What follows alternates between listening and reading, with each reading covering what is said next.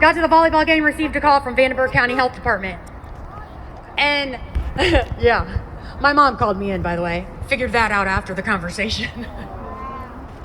It says in the Bible, brother will be turned against brother, you know, family against family. And I do have some references here I want to get at, but I'm finished telling this story. Little ADHD here, sorry. But so they called me at the volleyball game and said, "This is Keisha Byers, and do you work here?" And I'm like, "Yes." "Did you recently test positive?" And I said, "Yes." I'm willing to be cooperative. I'm not just a rebel without a cause, you know. And answered their questions, and then they say, "And is it correct you're at a volleyball game right now and you plan to have a birthday party sleepover this weekend?" I said, "Oh, my mom called you." Which, come to think of it, it was the state of Indiana Health Department that called me last go round, and they didn't act like that. So eventually she told me that I needed to leave the game immediately and return to my home and isolate. I said, "Well, my 12-year-old doesn't have a ride home from the game. This is at north on 41 and I'm on the west side. I don't think she should walk." And, "Well, you could go wait in your car then." I said, "I will not unless you're going to provide a police escort," and I stayed at the game. No police showed up. My daughter was removed from the game that she was playing in at the time. I'm assuming after the health department then contacted the school. They questioned her. She answered their questions. She was allowed to return to the game. And I got the luck of sitting next to the principal 12 feet down for the remainder of the game. Woohoo! But I am so happy that the school did not act aggressively like so many would. They let her finish her game. They didn't kick her out of school and said, "Oh, you got a quarantine, contact tracing." They didn't kick me out of the game. They were reasonable, which is not the case. And if this is already foreshadowing the idea and the mentality of what's to come, everybody, this is warfare, and it's manifesting physically all around us. So I finished the game. We went home.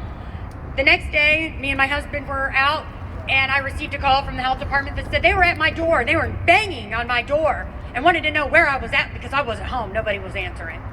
I said, "Man, that's none of your business." "Well, we have paperwork, and it's important that you receive it."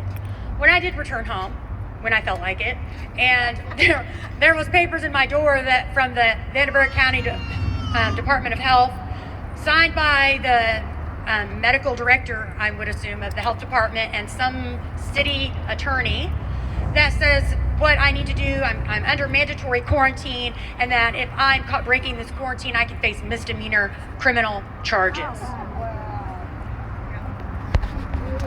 Yeah.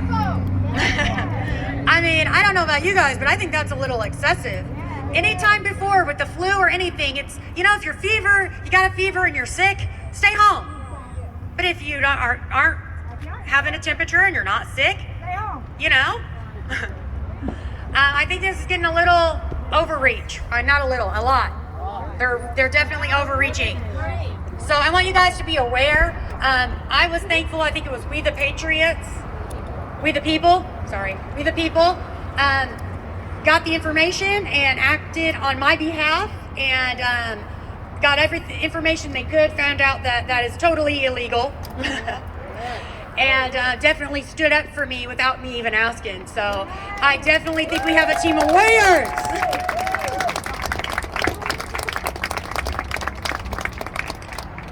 So just the last couple notes here. 1, yes, there is a virus. 2, the current restriction and mandates are harming businesses, children's social life and health, growth, mental health, and now they're threatening our security and our livelihood in our own homes. 3, the true risk of death from COVID-19 is not a significant enough threat to require such restrictions and mandates on our freedom as United States citizens.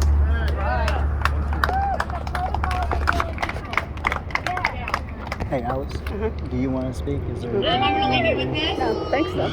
We sure? have binders over here with information on United States doctors' recommended treatments with ivermectin and hydrochloroquine, even over-the-counter stuff like Perceive. Recommended treatments for safety. Well, I didn't know if you went I would any of say your the horse information, like stuff is any of the definitely We the way People more stuff out there. I can Like tell that's- about